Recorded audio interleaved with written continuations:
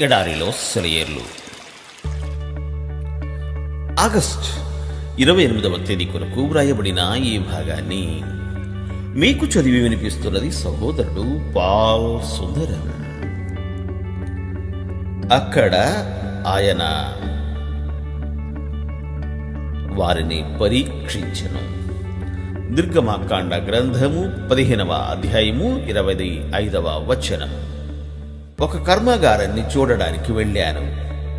తయారైన వస్తువుల నాణ్యతను పరీక్షించే విభాగంలోకి వెళ్ళాను. ఆ హాలు నిండా అనేకమైన చిన్న చిన్న గదులు ఉన్నాయి. ఉక్కు కడ్డీలను విరిగేదాకా పరీక్ష చేసి ఏ స్థాయిలో అవి విరుగుతాయో వ్రాసిపెట్టి ఉంది. కొన్ని ముక్కలు విరిగేదాకా వాటిని మెలికలు తిప్పుతారు. కొన్నింటిని తెగిపోయేదాకా సాగదీస్తారు. కొన్నింటిని సన్నని తగరంలాగా అయిపోయేదాకా పీడనానికి గురిచేస్తారు. ఆ విభాగం అధికారికి తెలుసు ఏ రకమైన ఉక్కు ఎంతవరకు ఒత్తిడిని తట్టుకోగలదు. ఆ ఉక్కును గొప్ప ఓడ నిర్మాణంలోనూ, వంతెనలు లేక భవనం కట్టడంలోనూ వినియోగిస్తే అది ఎంతవరకు పని చేయగలదో అతనికి తెలుసు. ఎందుకంటే తన విభాగంలో పరీక్షించి చూశాడు కాబట్టి. దేవుని బిడ్డల విషయంలోనూ ఇంతే. మనం పింగాణిలాగానో గాజులాగానో ఉండడం ఆయనకు ఇష్టం లేదు. మనం ఆ దృఢమైన ఉక్కులాగా ఉండాలి. మెలికలు తిప్పినా, పీడనాన్ని ప్రయోగించినా సరే చిన్నాభిన్నమైపోకూడదు. మనం గాజు ఇళ్లలో పెరిగే మొక్కలాగా ఉండడం ఆయన చిత్తం కాదు.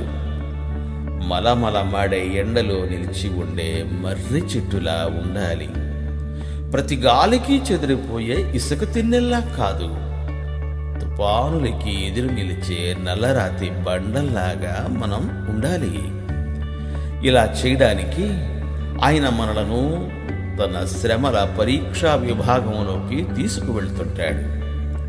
శ్రమలనేవి విశ్వాసం బలపడేందుకు దేవుడు ఉపయోగించే పరికరాలని మన స్వంత అనుభవాలు మనకు నేర్పిస్తాయి.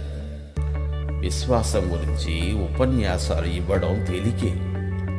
అయితే మన బంగారాన్ని దేవుడు మూసలు వేసి దానిలోని కాలుష్యాన్ని తీసివేస్తూ ఉండడాన్ని ఓర్చుకోవాలి.